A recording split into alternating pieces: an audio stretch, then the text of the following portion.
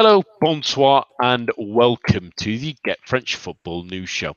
I'm Nathan Staples, and joining me this evening are Eric Devin and Rich Allen. Don't we all love opening weekend, full of promise and hope, all to be crushed for some within a 90-minute spell? But who gave a good account of themselves on the opening weekend, and who will be looking to dip into their accounts themselves over the last few weeks of the transfer window? All of that after your latest headlines. Marseille kicked off the 2018-19 Ligue 1 season in style as they thumped Toulouse 4-0. Captain Dimitri Payet grabbed a double as we saw VAR's first correct involvement in French football this season. On Saturday, a new-look Monaco impressed in their 3-1 win over Le Canaries. Nantes struggled as Ronnie Lopez, Stefan Jovetic and Radamel Falcao were all on point for Leonardo Jardim's very young side. In the multiplex, newcomers Nîmes caught the result of the weekend as they came from back from behind at least 3-1 down with 10 men as well to win 4-3 over Angers. While Ligue 2 champions Reims shocked Nice in Patrick Vieira's first game in charge, coming away from the Allianz Riviera with a 1-0 win. Dijon left it late to put away Montpellier with a 2-1 away victory.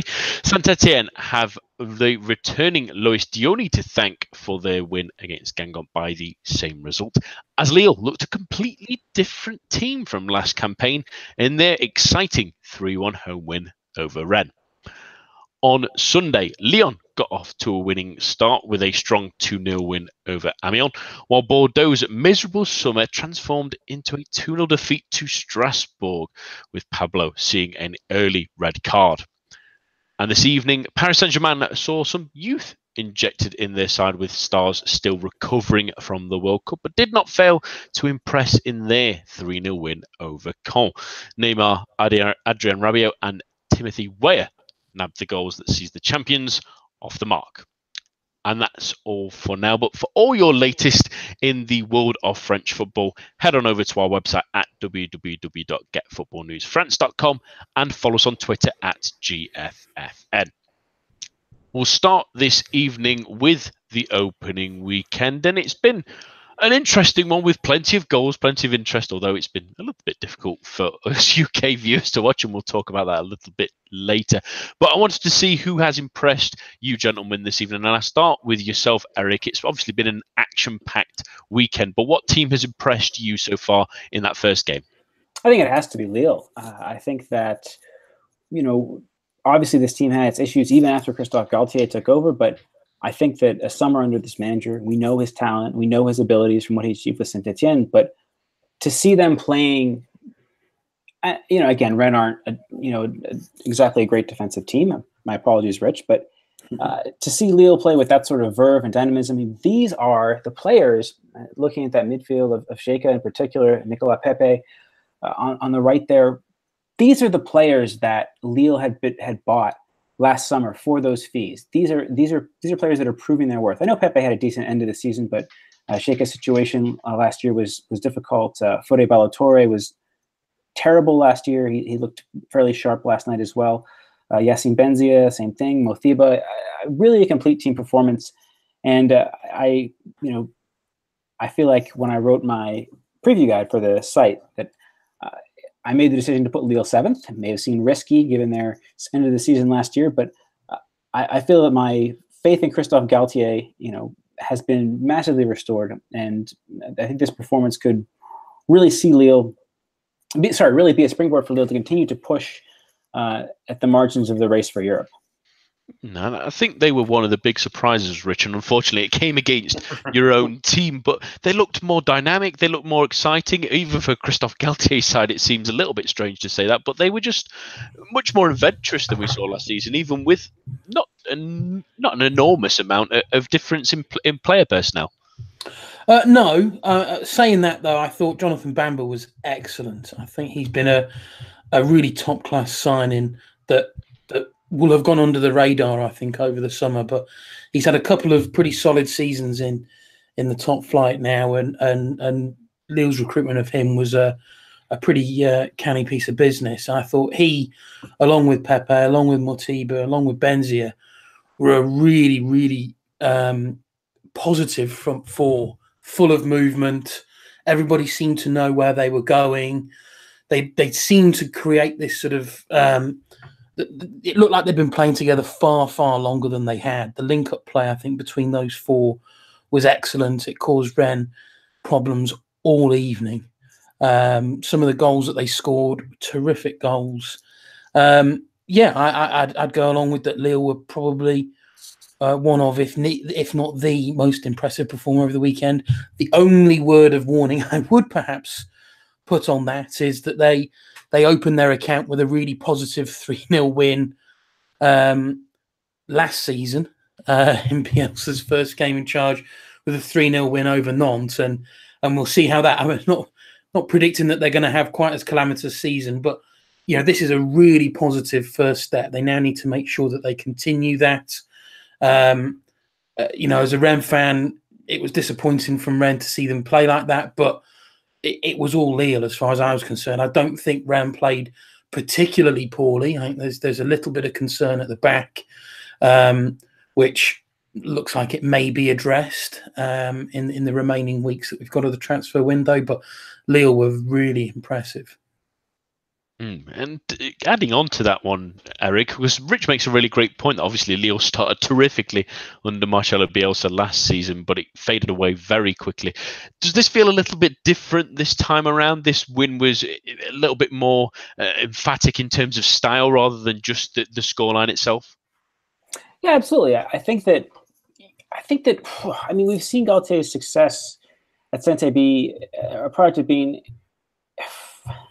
I hesitate to say negative, but it's playing on a model of security, playing on a model of having a really good spine. We think of Loic Perrin and Stéphane Ruffier. Going back a few years, Jérémy Clément and Fabien Lemoine were a really impressive pair of midfielders there. But it was all a very prosaic approach. But I think that this relies on dynamism, on a lot of interplay, a lot of very technically impressive football. And I think that, again, Rich, I think you encapsulated very well there to say that these players look like they've been playing with each other for quite a long time and had a great relationship. Bamba, I might add, was signed on a free. That's, he's a player Galtier would know well from their time together at Saint-Etienne.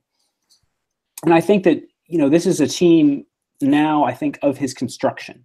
I think that he probably would have been frustrated with the departure of Yves Bissouma, but I think that on the whole, now these players have bedded into Ligue 1, and the under Galtier, who's going to have an emphasis on keeping things tight at the back, there is perhaps, a good amount of freedom for that attacking play, but also there's, again, a good amount of dynamism in midfield, particularly in the form of Xhaka, who I think, wasn't amazing yesterday, but I think that there's a lot more to come from him. I think that now that these players are comfortable in this league and there's another year under their belt. I mean, you look at someone like Mike Maignan, is a tremendous goalkeeper on his best, but had some really awful ricks last year. He really had some poor matches.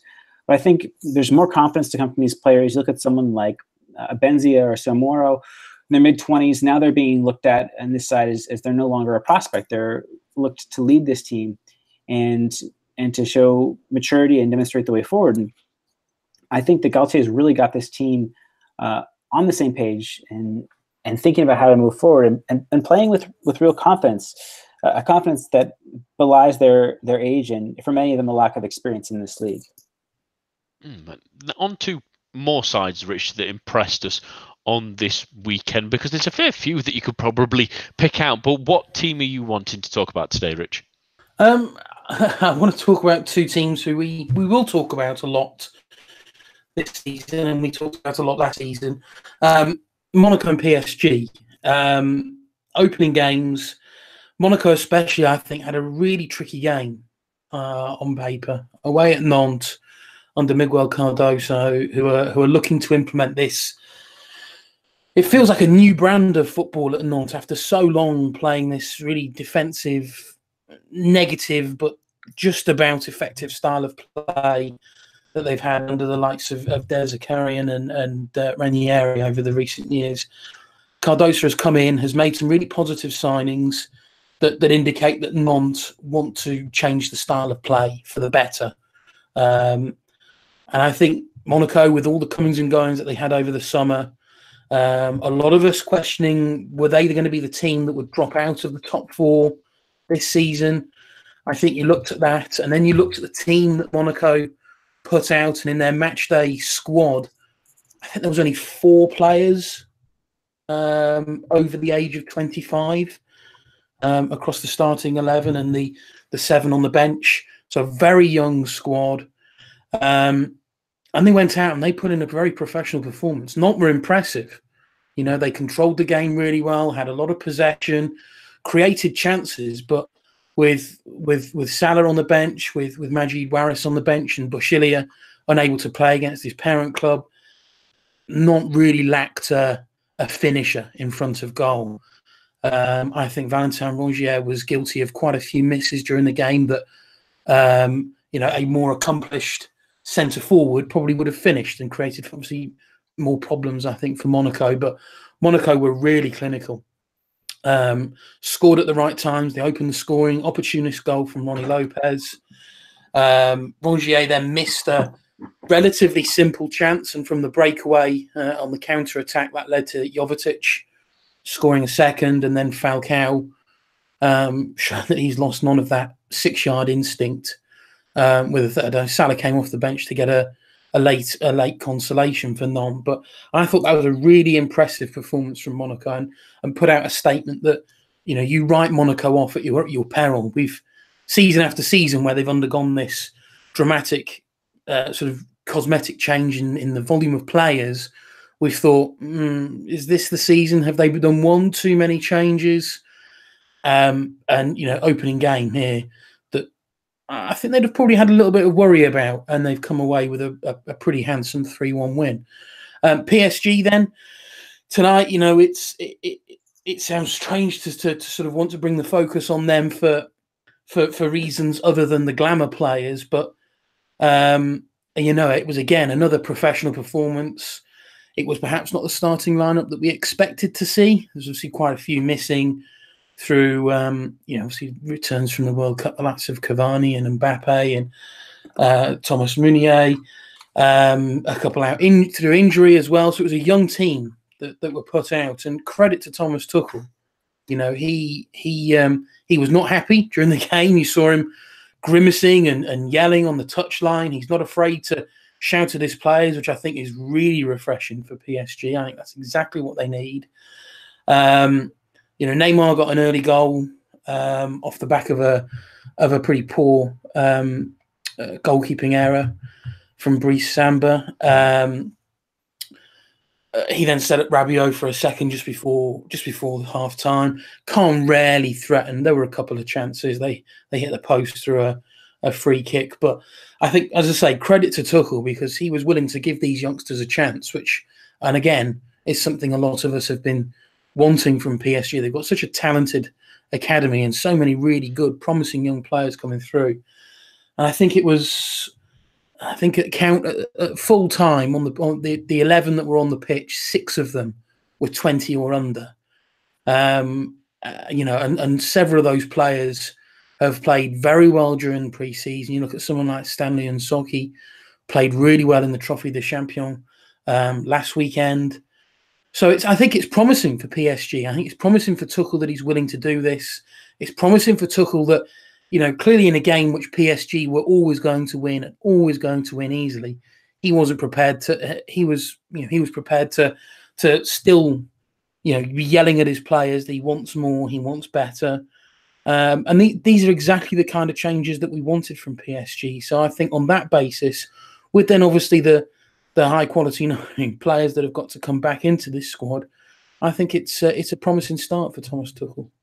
Yeah, giving them some extra depth will definitely help with the Champions League push. But let's go back to Monaco quickly, Richard. Well, I'll talk to both of you about them. Sorry, Eric. We'll start with Monaco at least first in terms of what we expected from them. There's obviously a significant change, probably more than the last few years, really. It feels a little bit like the entirety of that squad now from the 2016-17 season's gone. It's a lot of young players with an experience, but they again showed their quality, but also the quality of their manager. And then also Paris Saint-Germain trying some young players, giving them maybe a little bit more depth, like Rich says, when those players come back in. But starting with Monaco, what do you think?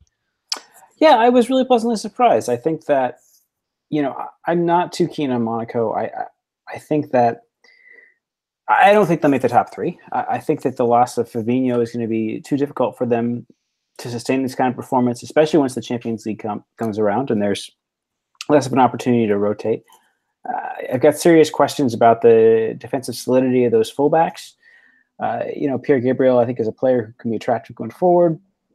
Barreca, I'm not really familiar with at this point, but I think there's certainly a lot of work to do for this side. But again, we saw from Nantes this really positive 4-3-3. I think that Cardoso is a great manager who's really laying the groundwork for something that could be very special for the Canavi this season, particularly once he gets Boschilia, Juarez, and Salah all on the same page. Eventually, still look pretty sharp. I think he's been a great signing from Udinese. But I think that in the first half, it looked to be maybe not Nantes' match to lose, but they were certainly in control. But for, again, a relatively callow squad, for a squad that don't have a lot of rapport with each other, it is a testament, again, to just how good a manager Leonardo Jardim is to allow this team to withstand Nantes' pressure, again, finishing from the hosts notwithstanding, but to also get them back where they need to be by the time the match ended. And this is something that I think is a bit of an undersung quality of Monaco's, that a lot of Jardim's teams have had, even if there's a difference aesthetically. If we think back to that team that made the Champions League quarterfinals and lost to Juventus, it's going to be 4 seasons ago now, 2014-15. There was still this amazing resolve and desire to continue to fight, and it wasn't his sides. No matter if they were perfect or there was a mistake in them, they had that combativeness and a willingness to keep pressing and keep trying to get the result. I mean, I think we think back to that final goal they scored in the counter against Arsenal at the Emirates, which ended up swinging the tie. Now we have at this point in time, a match that looked maybe to be a draw. Even as not missing their chances, but that continuation, that continued effort showed, and I think that let's see what happens when the Champions League group stage starts. But if Monaco go into September with, say, 3 wins and a draw, I think they're looking pretty solid then, and I think that I perhaps may want to revise my prediction of their performance upward. I mean, I know some of these players, and this should be mentioned as well. I think that whereas in the past, Monaco have brought in a lot of players from other leagues. We look at Bernardo Silva, Fabinho, Jemerson is not exactly young, but he came from Brazil, Kamil Glick. But I think a lot of these players, and this is something that can make the difference, have experience with Ligue 1. Aoulou was a fantastic player last year at Strasbourg. And we have Samuel Granser, who came off the bench. We have Romelu Perry-Gabriel. Again, these players are young. There's still a lot of work for them to do to become the players they potentially can be. But they are going to have that level of comfort with Ligue 1, and how they find themselves within the framework of Jardim's system still remains to be seen. But I think there's going to be a little bit less of a period of adjustment within this side. Even though there has been a lot of turnover from that great team of 2 years ago, there's still enough continuity, at least for players having experience within the league, that I think that perhaps we would be wise not to write Monaco off quite so early. And on PSG, Eric, the young players came out tonight. We saw Nsoki obviously do quite well in the Trophée des Champions as well, but a couple more in tonight, including Timothy Weah grabbing his first goal in League and at least this evening. What do you think to maybe them, Tuchel adding those to the mix and adding to that depth that they have without having to sign extra players for expensive fees? I think it's great to see that happen, and I think that Monaco showed 2 years ago, again, how that can be even a formula for success in the Champions League. These players are well organized. I think that it's a good development, and it's something that we saw started under Unai Emery. I know he was not the ideal manager for many PSG fans, but Tuchel is following in that mold of having this team well organized, of developing youngsters and improving the young players that are there. We think about the likes of Lo Celso, Rabiot, in particular, improving under him, and Nkunku. And now, I think we can see that the likes of Nkunku, in particular, Marquinhos, these are players who are regulars in the team, who are going to be dependable and important parts of the team. And Soki, I think, is a great example of that. I think that, I have my doubts about Burnett and Dagbo, who started this afternoon or this evening as well. But I think that Nkunku will be an even more important part of the team, and Soki as well. Weah, certainly. I was surprised he actually didn't start this evening. If the PSG had played that 3-4-3, he would have made sense to lead the line in the absences of Mbappe and Cavani.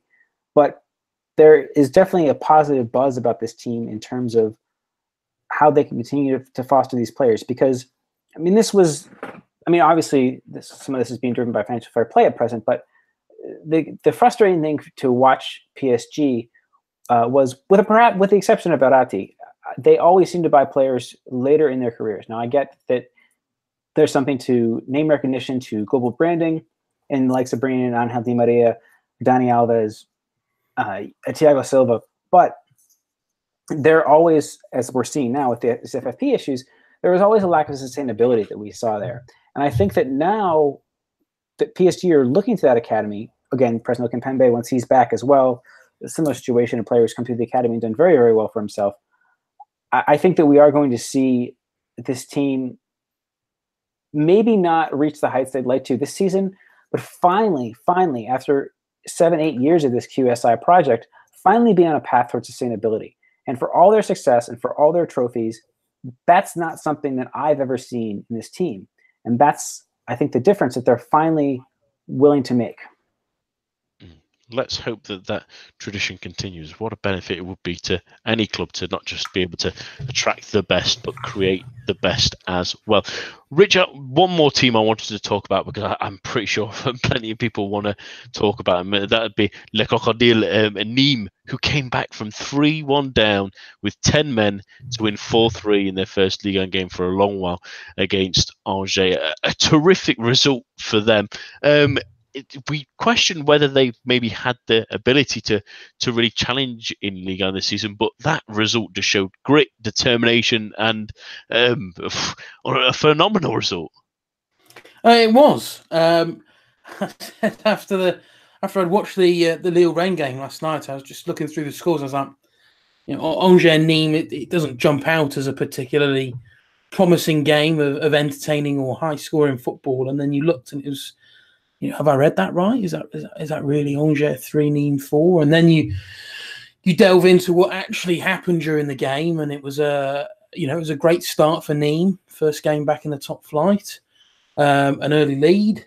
Angers then hit back, and I think that's encouraging for Angers. I think we all had concerns over where their goals are going to come from this season following the summer sale of Toko Ekambi, but they got three goals in effectively sort of 20 odd minutes either side of half time, and all seemed fine for Angers. A win over who was going to be a potential relegation challenger, and it was great. And then all of a sudden, Nîmes pulled the goal back. Doubts crept in. Red card for Florian Miguel of Nîmes, and you thought, okay, Angers will see the game out now, and 2 goals then in the final 3 or 4 minutes, and Nîmes have turned it around, and it's quite remarkable. I think for Nîmes, as you say, it's the resolve, that never say die attitude. If they can put this kind of effort and adapt and use that kind of attitude in every game this season, then absolutely they stand every chance of staying up, and it's great to see. I think that would have been very easy to have conceded those 3 quick-fire goals, for the heads to have dropped. I think it would have been very easy for the heads to have dropped again once they went down to 10 men after pulling the goal back. But they didn't. They kept fighting. I think defensively they're going to be worried for the season ahead. I don't think many teams will concede 3 goals to Angers this season. So I think that from a defensive point of view, they're going to need to work on tightening things up there. But it's what I've named the Blackpool approach. It's, well, we'll just score more goals than you. And if that's the attitude that they're willing to take this season, then they may go down in a sort of blaze of glory, but it will be a brilliantly entertaining season to watch. So it was a fantastic game, excellent result for Nîmes, and they can now take all that confidence then into the season ahead, having already got that first win, because we've seen countless teams get promoted and they don't win early on. Very soon that drifts into sort of September, October, November. They still haven't got that win. The atmosphere in the squad is at sort of rock bottom levels, and come December they're pretty much written off. So I think to have got that first win under their belts in the first game and in the manner that they got it will do wonders for the confidence of the team in the games ahead. And let's hope that they can maintain it, because like you say, you don't want to fall into that Mets trap that they did last season. But credible, great result for Nîmes, and let's hope that they can continue entertaining. On to a feisty topic, really, for a lot of teams across Europe, really, and that is VAR, which has come to Ligue 1 this season. And we saw it very early on, really, in the first game for Marseille. Dimitri Payet's second goal was needed an extra look at, and they confirmed it.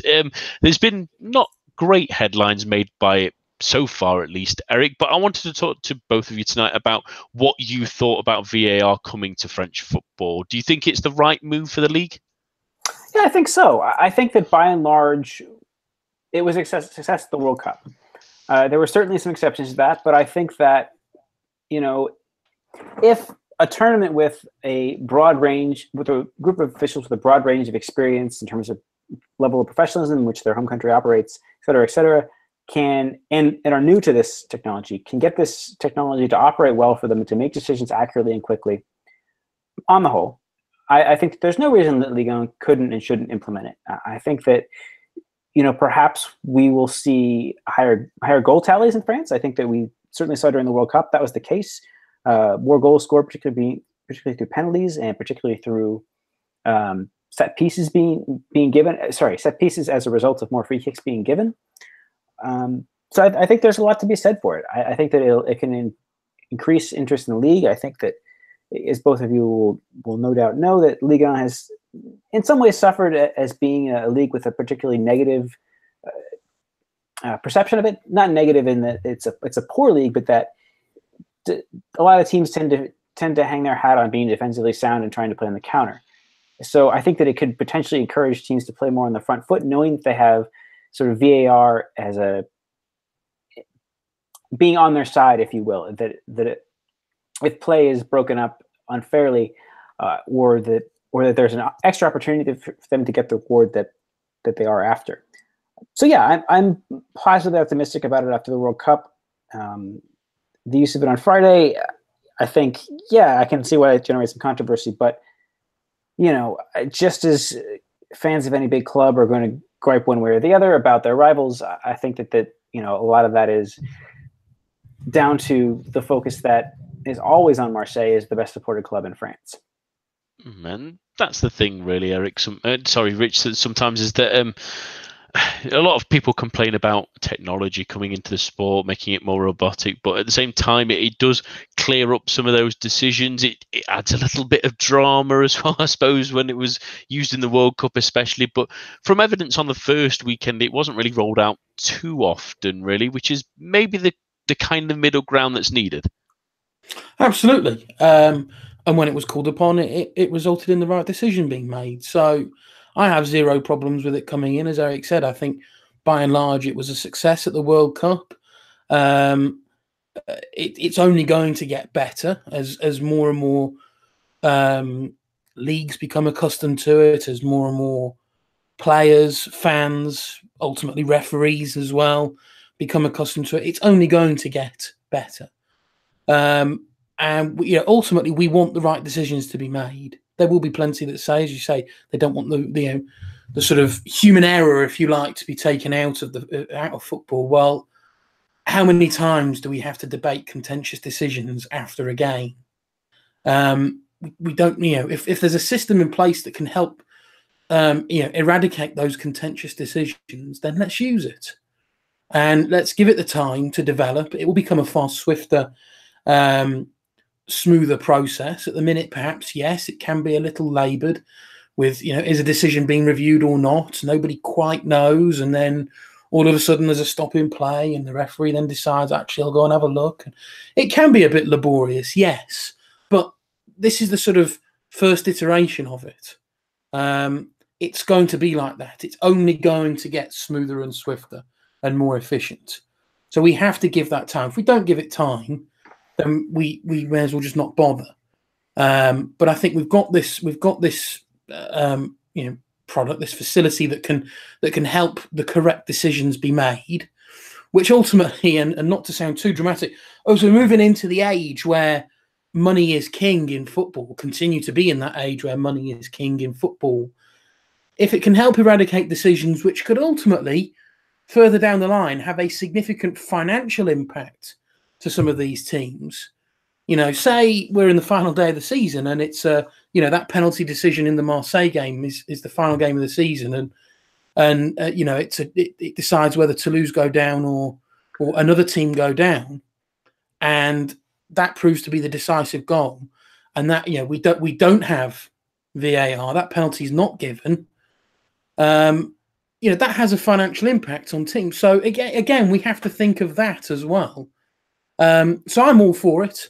I think first weekend, it got the decision it needed to correctly. It wasn't called upon too much. I don't think it was particularly intrusive.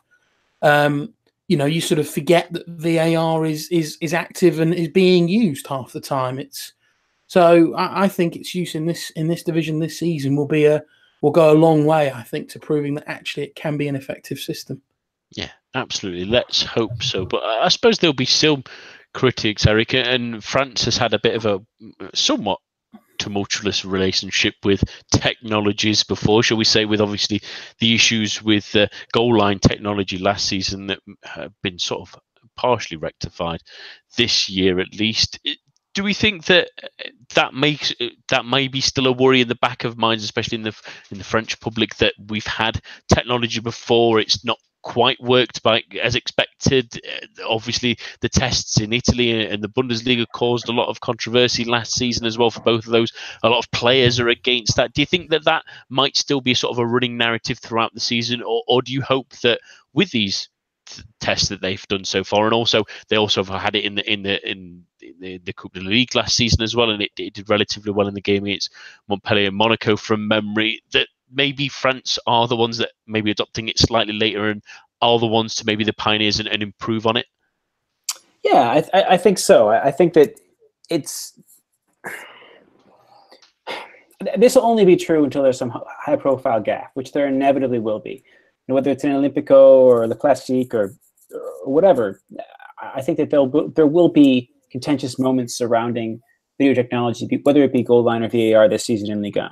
But again, there were contentious moments in the World Cup, even looking back at France's win over, Australia in the opening day of that campaign. Was that a penalty against Griezmann or not? I think that we have to take a holistic look at this and look at how this is going to improve a game in which you cannot realistically expect 3-4 officials with the fourth official to keep track of a fast-moving sport in which you have 22 actors, for lack of a better word. And I mean that in the literal sense of the word, because there's obviously we have, this person's such and such a player, this person's such a player. No matter what their reputation is, there's gamesmanship going on in each and every corner of the pitch, and to expect that to be regulated at speed, accurately, fairly, and quickly by three men or women, as the case may be, for certain officials, I don't think that supports the game being played to what it deserves. I think that I'm not saying that there is anything wrong with gamesmanship and a bit of skullduggery within football. I think it enlivens the match.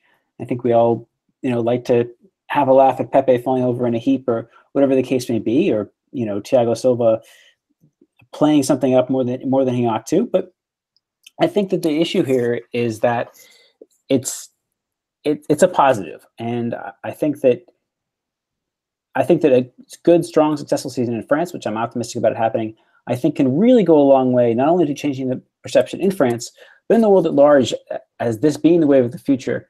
And if you're not with it, you're against it, and you're going to look like a dinosaur increasingly as time goes by with this.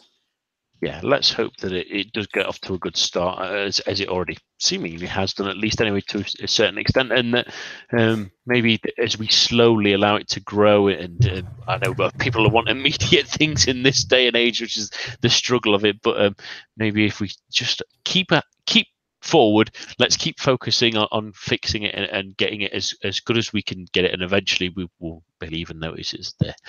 On to the transfer window now, which is still open in Ligue 1, which maybe seem a little strange to our UK listeners, at least anyway, with the door slamming shut very abruptly for them. But there's a couple more weeks left here in France. So let's hit the rumour mill first, Rich, and some stuff we've been reporting on this evening. Nice are still looking at a striker. For Patrick Vieira has practically confirmed that Mario Balotelli does want out. Where he ends up going, we're not sure, but we are hearing that before we came on here, it was that they're looking to sign either Anthony Modeste or Mizian Maolida from Lyon. It looks like also there is a report this evening that they will be going for Maolida tomorrow for around 10 million euros. But it's the place that Patrick Vieira needs to improve his side, especially given that they lost to Reims at the weekend. They need someone through the door quickly. Do they go for the more experienced man in Modeste, or do you think that what it looks like Maolida may be the better option? Well, Maolida, so Nice have announced that Maolida, they've reached an agreement with him, and that he'll be having his medical tomorrow. So he'll be coming in. He is an exciting player. It hasn't quite worked out in terms of breaking through regularly into the first team at Lyon. You're right. They absolutely need strikers. I don't think Maolida should be the only one that they're looking at bringing in. You know, we saw last season just how many goals. It was. I think it was over 30 goals that Balotelli and Player got between them of the 50-odd goals that Nice scored. So they are in desperate need of goals. We saw that in the game last night against Reims. They really struggled. They played some good football. They got in the positions, but there was no one to capitalise. Now Maolida will be a really good prospect, and a lot of excitement, a lot of pace, a lot of freshness from he's very young. Will he be guaranteed sort of 12, 13, 14 goals? I'm not so sure. I don't think Maolida should be the only player in that sort of centre forward position they look at bringing in. Whether they also still don't rule out bringing in Modeste as well. He obviously had a good time of it in Germany. Is looking to come back now to Europe. So yeah, he could still be someone. So the signing of Maolida, I don't think should necessarily rule out further acquisitions in that area for Nice, and I really don't think it should. But if Maolida can be half the player that Alassane Player was, sort of the last sort of youth starlet that Nice brought from Lyon, then they'll have a good deal. But I just have reservations whether Maolida will be able to generate the goods on his own. And that's the interesting one, Eric. Obviously, you would have seen him a little bit more, at least. But do you think that relying at this point with Maolida practically through the door, do you think that they can rely on him solely to be the goal source, or maybe someone like Modeste, a more experienced man in the fold in front of him, may help him grow? Yeah, the tricky thing about this is that Maolida wasn't really played as a striker at Lyon last year. He was used more off the left when they were playing a 4-2-3-1. And he was a very impressive player, but I kind of question whether, especially if Nice do play that 4-3-3, which Vieira seems pretty set on, I do question whether he has the physicality to lead the line on his own. I think that as his team's currently composed, maybe I'd look at Ganago or Lebion if they can't bring in Modeste, and they would have more of a goal threat, certainly from Maolida, where he'd be played on the left. But then you would have to deal with some of these younger wide players not featuring, and whether they would begin to be impatient with that. You have already the trio of Bassem Swarfi, Alan Saint-Maximin, and Isan Sako, each of whom are young, 21. I think came to Nice with the idea that they would improve their standing and get quite a bit of playing time.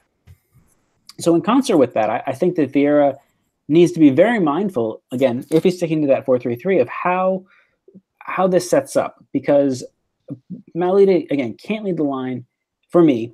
If that's Vieira's intention, great. I think that Plea worked well in terms of leading the line when he did so in Balotelli's absence, but he's also, pardon me, a much more different player than is Maolida. Maolida is a player who I don't think has much of the energy and the pace, but he doesn't have necessarily he's 19 years old. He doesn't have the physical strength that other players do. So it's going to be a lot more difficult to be thrust in that situation and immediately be relied upon. A fantastic move for Nice in terms of developing an exciting player for the future. But if that's going to be all that Nice have in terms of striking, if Balotelli does go, I think Europe's out of the question, and I might even potentially be worried about their safety in Ligue 1. And that's an alarming thing for Patrick Vieira to walk in, because looking at that starting 11 for the weekend, it did seem considerably weaker from last season. It's a bit of a worry. On to further news, really, that seems to be coming through and sort of confirmed from Schalke's end, but we've yet to hear from Paris Saint-Germain. Their sporting director, Christian Heidel, says that defender Thilo Kehrer will be joining Paris Saint-Germain for a reported €37 million fee. Rich, a bit of a left field move, really. I know Paris Saint-Germain maybe need an extra couple of defenders, really, especially as cover, but that's a lot of money to be spending on a 21-year-old that isn't guaranteed a starting place, isn't it? It is. It sort of came out of nowhere, really. I think I read. I think it was Jonathan Johnson was pointing out that this was almost a transfer that Antero Henrique, the PSG sporting director, didn't really know about, almost, which seems remarkable if true, bearing in mind the sort of level that he's got involved at with transfers over the summer. It seemed as though we were heading down the route of Jerome Boateng. There just seemed to be a little bit of concern over getting to between the two clubs agreeing on a price. It's one of those transfers they've suddenly just dropped a lot. By all accounts, he's a very promising defender, and in the long run, yes, it should be a great move. But that much money for a 21-year-old, when we were just talking about the quality of the youngsters that were coming through, it seems a strange one. We know that they need defensive cover. If Tuchel is prepared to be giving these young players within the squad and within the academy a chance, it seems strange that if they are going to be restricted through financial fair play on exactly what they can spend this summer, why they wouldn't be dropping that kind of money on a position where they perhaps don't have much coming through the academy, i.e. that defensive midfield position where, they're continuing to play Lassana Diarra, who is not a player, to no great surprise, is not a player for the future. I don't think is a player that would be, part of a Champions League winning squad if he's in the starting 11. So it's an odd one. It is an odd one. It's a lot of money to sign a player that maybe, with the indication that we saw tonight and last weekend in the Trophée des Champions, do they need to be spending that kind of money on a central defender after all? And it's, as I say, it's a curious one. We'll see how that pans out. I think for me, I think what they're trying to say with this is that PSG are going to play three at the back this season. I think there's no other answer. You have that sort of money and you're not going to spend it on a defensive midfielder. It's going to be some variation of a 3-4-3 without an orthodox defensive midfielder. The Diarra can add cover at those three center back positions. And you're going to rely on some combination of Lo Celso, Verratti, and Rabiot to play central midfield, maybe Nkunku as well. And I think that that's a really big intent in terms of a shift of tactical intent, given that this team has been so closely wedded to 4-3-3 since that QSI takeover. So I think that that's really, to me, a big statement in terms of the club giving faith in Tuchel to build this team in a new system going forward. And again, it's a system which certainly works. And we saw Barcelona use that same 3-4-3 to great effect a couple years ago in the La Remontada. And I think that there's a lot of potential there, and particularly as it would keep that main triumvirate of Kimpembe, Silva, and Marquinhos all happy, and you'd have Kerr and perhaps Diarra as well as backup, as well as Nsoki, and you've got a good amount of depth there. And it also, I think, frees the fullbacks of a good deal of their defensive responsibility. We know that Kurzawa is fantastic going forward. Maybe not so much tracking back. Something similar can be said of Alves. So I like this move. I only saw Schalke 3 or 4 times last year. Kerr did particularly stand out for me, but I think there's a lot to be said for this, again, marking a real turning of the page for PSG in terms of giving this team a coherence to move forward and to have progression, and not just spend money without much forethought, transfer window after transfer window. I also wonder whether it's perhaps an indicator of, it's obviously thinking for the long term. Thiago Silva is 33, 34 in a month's time. Is this perhaps an indicator that we've started to see a few more injuries creep into his game? Is this perhaps an indicator that they're not going to be planning on playing him as often? Yes, he's club captain, but that doesn't necessarily mean he's going to be an automatic starter. Maybe it's an indicator of actually, we'll play the 3 at the back, which certainly is what Tuchel has been fairly obvious in his planning and what he's been saying over the summer. But I think the only thing this can indicate to me is maybe Thiago Silva is not going to be playing every single game. Maybe he will be saved primarily for those bigger games. Whether you question whether he actually performs in those bigger games or not is a separate conversation. But to me, it indicates that is perhaps something that's on Tuchel's mind. Maybe even longer term, with a view that, whispering it, maybe this is Thiago Silva's last season with PSG. We've obviously seen, Thiago Motta has now retired. We've seen Pastore move on.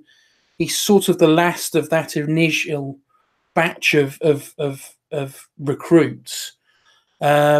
Maybe it's a sign, I'm not saying that that's the case, but maybe it's a sign that this could be his last season. He may want to consider, okay, well, at 34, I've still got the possibility to move on and look at someone like Ibrahimovic, who has still got a couple of years of success out in America. Maybe he's got that on his mind. And I think if that's the case, this signing makes a lot more sense. Yeah, it just feels like we'll mention that financial fair play is in there, and they've really sort of tightened the belt for this summer, at least anyway. When we thought that they may bring in a midfielder, that it's a real statement to spend that amount on a player who does have a lot of talent. There's no doubt about that, but it seems like a heavy investment in a player this summer when they maybe could have spent it next summer. But we'll wait and see. Let's talk about the window so far. Then, really, it's been an interesting one for Ligue 1, both for players coming in and coming out. But I wanted to get an idea of your guys' favourite deals, and I'll start with you, Eric. What's been your favourite deal that you've seen come into Ligue 1 this summer? I really like the signing of Aoulou by Monaco. I think that this is a player with very, very little professional experience. I think 2016-17 with Orléans was the first time that he played professionally. He's an academy product of Lille's, an Ivorian player, and I think that what we saw from him for Strasbourg was so impressive. I really had wanted Lyon to sign him, honestly, to give more depth to that midfield, given his versatility. But I think that Monaco rightly recognized that move and really moved well to bring him in. The other signing that I would I would highlight, I think we already mentioned earlier on the show, is Bamba to Lille from Saint-Etienne on a free.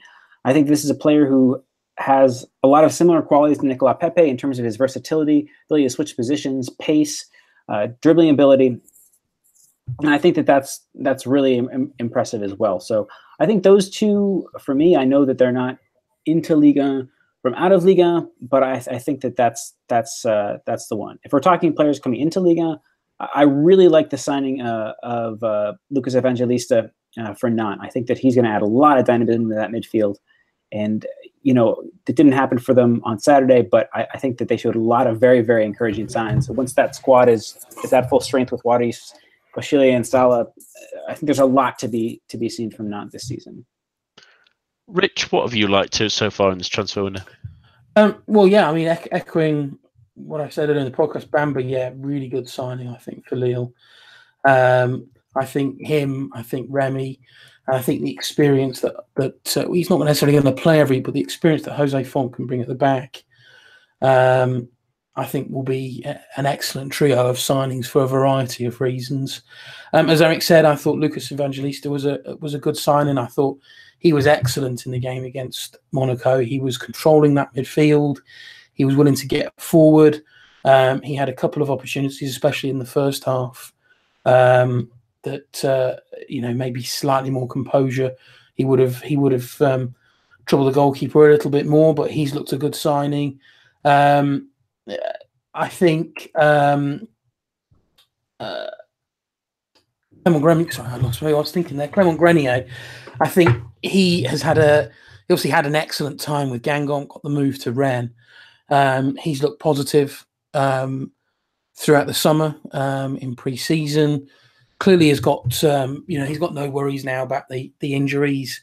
He's had a good length of time now playing without any knocks. I thought he was probably one of the few bright sparks for Rennes in that defeat to Lille. Took his goal really well, and I think once they can get him playing behind Jordan Sibachou, who missed out in that game, it was the sort of ineffective Diafra Sakho that played instead. I think him behind Sibachou will be an excellent front two, and I actually think he could probably create a little bit more than maybe Wabi Kazri did for Rennes last season. I think his all-round game, which I think would include his temperament, exceeds that, I think, on balance over Kazri. I think Kazri probably has higher peaks, but unfortunately also has deeper troughs. And I think the balance and composure that Grenier can bring to that team, with the range of passing that we know he's got, the obviously expertise at set pieces that he's got as well, and his natural finishing, I think for the sort of three and a bit million that he was signed for was an absolute bargain. So I'm really hoping that we can continue to see Grenier get back to his best. Especially when he grabbed that goal at the weekend, though.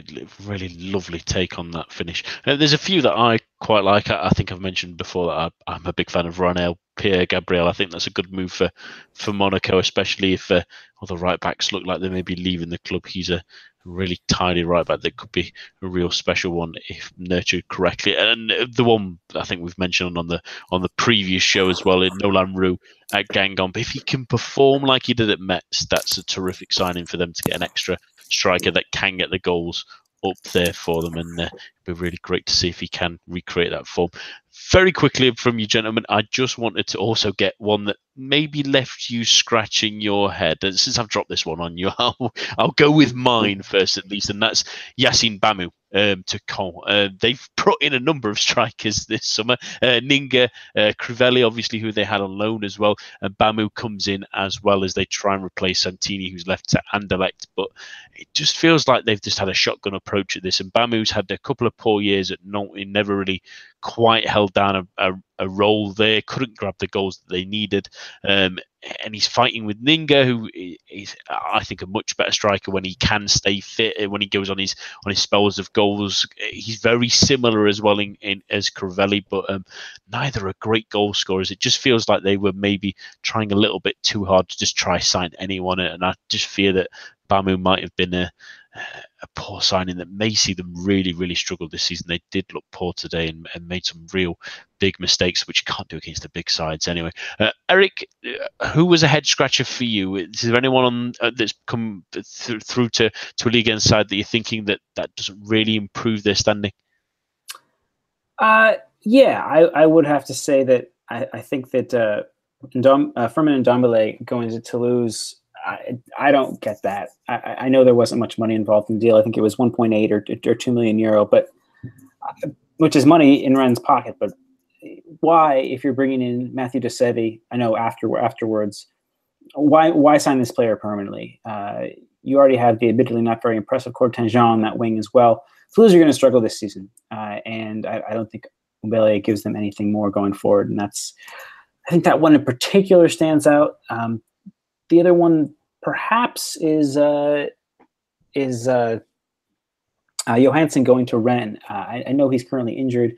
He does have some decent international experience, but I worry if Lamucci thinks he's going to be a part of that midfield, how that's going to. He's certainly not over Benjamin Andre.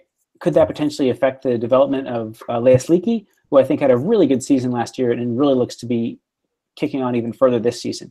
So that's just a curious signing. I know it's just for depth, but you've already got Clement Chantôme there as well. I'm not really sure what the thinking there is on Rennes' part. Rich, what if you had anything that's made you think that seems like a strange move? Well, it's a slightly left field one, and I do this only because of the description of the player that I was given by a journalist friend of mine. And this is Rafael Kazawa, who's a Polish left winger who signed for Amiens. The only reason I include him is that, and I stress, he's a left winger. And this was the description of his play from his time. He's a left winger who isn't quick, isn't aggressive, and can't dribble. And I think if you're looking for a winger, I think there are probably three characteristics you'd probably look for most: the ability to be quick, the ability to be aggressive, and the ability to dribble. So I think if you signed a player who perhaps lacks in all three of those departments, maybe you've not signed the right player. I think on slightly bigger names, I think maybe Jimmy Briand to Bordeaux has a whiff of desperation maybe about it. He was managing pretty well at Guingamp. Looked like he was set to move over to the MLS with Rémi Garde at Montreal. That didn't materialise. He then suffered the wrath of Antoine Kombouaré for daring to move to another Ligue 1 club, which apparently there was a gentleman's agreement that he wouldn't do.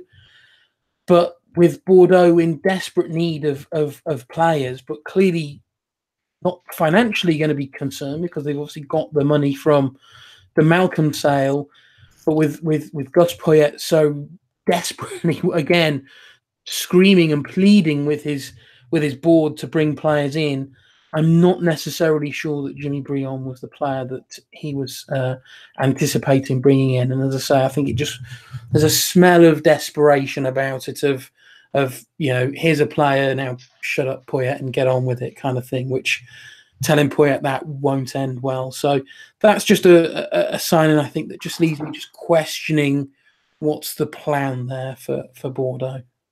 I think there's more than just us saying that one at the moment, Rich, for the Les Girondins. I'm sure they may be in for maybe another tricky season. Very quickly on to our Ligue 1 snapshots to finish this evening. Eric, what's your snapshot from this week? Is there something that maybe we've missed out that our audience needs to know about? Have a look at Memphis Depay's free kick goal for Lyon. I think that this performance against Amiens perfectly encapsulated all we come to know, love, and hate about Depay. He was brilliant for about 90 seconds, goal and an assist, but frustrating otherwise, playing in the role behind the two strikers, behind Diaz and Traoré. There was today, but his free kick goal, postage stamp to the opposite corner from about 20 yards out, slightly left to the goal. Very well worth your time to track that down if you were not among those watching the match if you had Liverpool or something else on your screen at that point in the day. Yeah, absolutely. And it perfectly leads on to your topic, Rich, really, because if you're a UK fan, just to point you in the right direction for highlights, Ligue 1 does have an English YouTube channel. They tend to upload it around about now as we're recording, about 11 o'clock UK time, midnight French time, onto the YouTube channel. Plenty of highlights on there if you're missing the Ligue 1 highlight show, because, Rich, UK TV, we're still having to watch it in small postage stamps on Bet365's website. We are. It's crazy, isn't it? It's been an ongoing saga as Ligue 1 rights in the UK were up at the end of last season. BT Sports, who were the broadcaster in the UK, who had the rights, have dilly-dallied, have not really said anything, have kept many subscribers waiting, who've allowed new subscribers to come on board after the success of France at the World Cup, and obviously the big name players that Ligue 1 has, the likes of Neymar and Mbappe. So there's inquisitive people. All the players that leave Ligue 1, maybe there's people that have signed up because they want to see, who's the next player that's going to make the move. And basically BT have just been silent on the issue. Nothing about a deal. They've obviously lost Serie A to 11 Sports, this new broadcaster in the UK, who've been on a mission to sign up various leagues. They won La Liga off Sky Sports as well. They've also got the UFC at the start of next year. So they're obviously meaning business, but Ligue 1 has been left in limbo. Having contacted BT Sport last week, I was told that at present no new deal had been arranged as of yet, indicating that maybe all is not over, but we're now week 1 into the season and nothing's happened. There's been no broadcast in the UK. We've got, British commentators on the world feed who are, experts in the field of Ligue 1, and nobody in the UK is able to hear it unless you're willing to create an account with a betting site, where you obviously have to deposit, I think it's £10 to open it up, and you're limited to a fifth of the screen. And it seems crazy. It seems as though if any time the Ligue 1 rights were going to be renewed by a big British broadcaster, it would have been after the summer that we've had.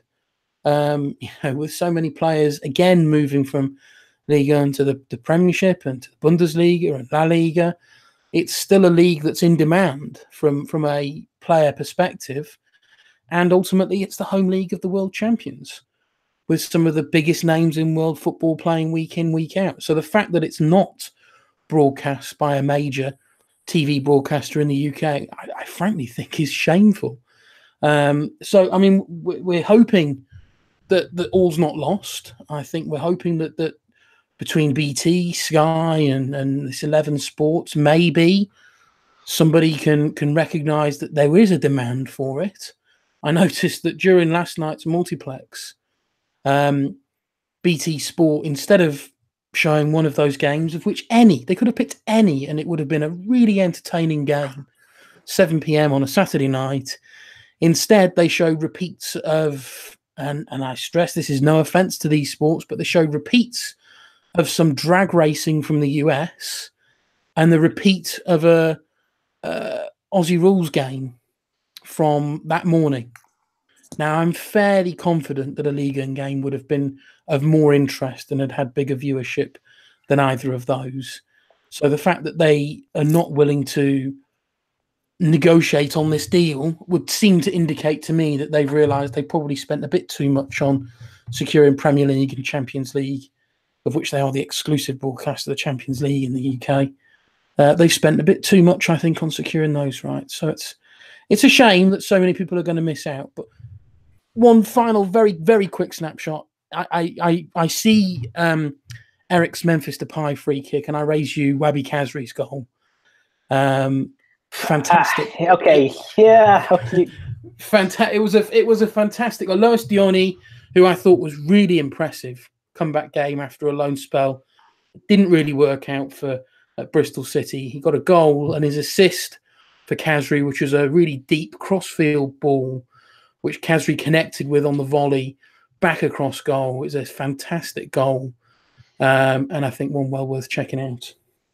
Absolutely. And check out all the goals, like I say, on Ligue 1's YouTube channel. That's going to be where you need to go, UK fans. And I just hope someone can pick them up soon. It's been a desperate summer, really, for the European football. We're waiting to see what 11 Sports coverage will be of the likes of the Serie A and La Liga as well. We've still at least got Bundesliga on BT Sports. But come on, someone pick up Ligue 1 football, because it's going to be a cracking season if this weekend was any evidence. And, there's a little case of Neymar and the new young player of the nation, player of the world, really, in Kylian Mbappe. But that's all that we have time for this week. My thanks to Eric, Rich, and all of you listening at home. Do join us for the preview show on Thursday on its first return, and the main show will be back here at the same time, same place next week. A bientôt, and goodbye.